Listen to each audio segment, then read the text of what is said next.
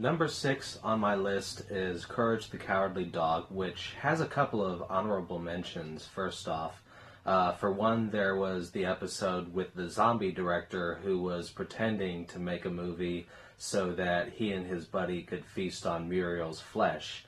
Yeah, there was basically an episode about a snuff film in this kids show. And then, of course, there's the episode where Muriel's creepy cousin comes over for a visit. You know the one I'm talking about.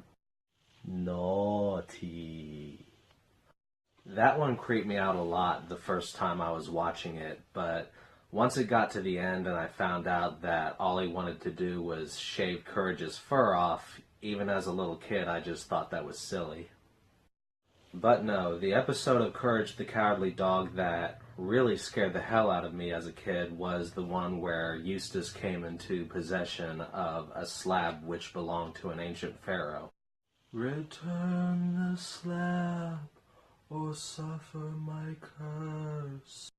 And obviously this character isn't all that scary by today's standards. In fact, the CGI is extremely dated, but the fact alone that the animation style was so radically different from the rest of the show was enough to leave a lot of kids shitting their pants.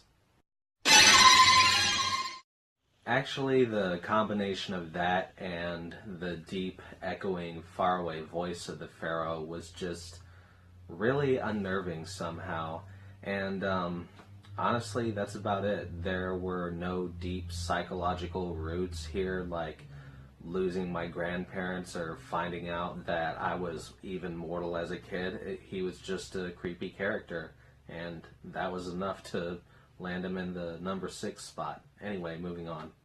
Number 5, and get ready for this because it's a real scary one, is A Troll in Central Park. Yes, above shows like Courage the Cowardly Dog and Goosebumps, actual horror shows that were aimed to scare children, is one of Don Bluth's most kid-friendly and arguably worst movies. And don't get me wrong, I love Don Bluth. I mean, An American Tail, All Dogs Go to Heaven, The Land Before Time, and especially The Secret of Nim are all films that I can still enjoy to this day. But man, A Troll in Central Park does not hold up. I mean, it is way too overly cutesy. It talks down to children. The main kid in it doesn't really learn a lesson at all. Like, at the beginning, he throws a temper tantrum because he doesn't get what he wants to do, and then at the end of the movie, his tantrum is basically rewarded because he finally gets to do what he wants to do. And to top it off, Stanley, the troll that the movie mentions in the title, is basically a pedophile. There's a part where this 2-year-old girl kisses him on the cheek, and he gets way too excited about that. But hey, as a kid, I really liked it for some reason. I wasn't able to see any of the glaring flaws, such as the pedophile troll. But what, might you ask, is scarier than a badly rendered CGI pharaoh? Gnorga, the villain in this movie, was able to turn living things into stone. And I know that the concept of this mythology is nothing new, but at the time that I first saw this movie, I was a really little kid, and I knew nothing about Medusa or about Greek mythology in general. And you know, this wouldn't have freaked me out so much if whenever she turned something into stone, it simply died.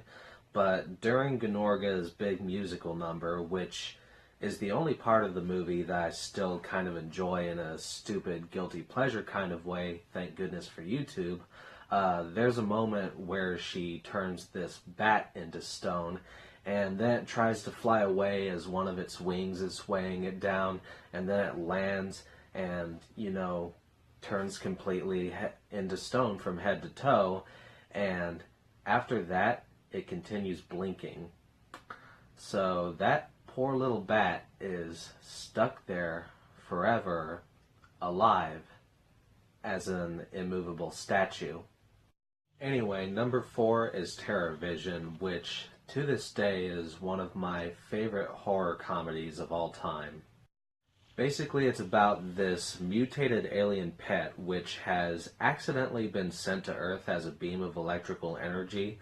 It enters this family's satellite dish and starts traveling throughout the house through the television sets, coming out of them to eat people.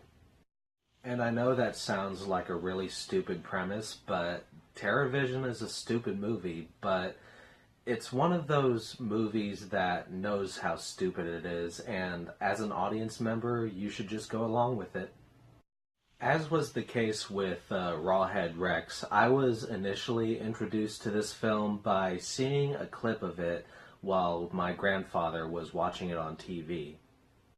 Now, as I was watching it, this little boy's grandfather had just been killed and eaten by the alien, which was a moment that I hadn't seen at the time yet.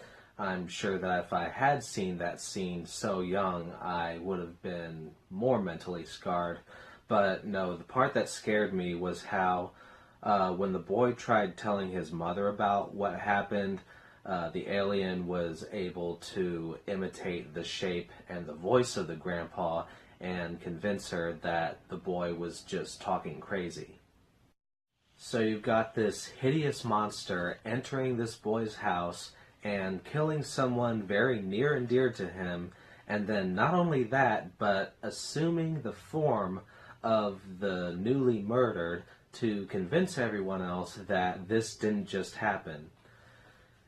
Yeah, at the time, that was about the most terrifying thing in the world to me. In fact, it's still a pretty scary idea.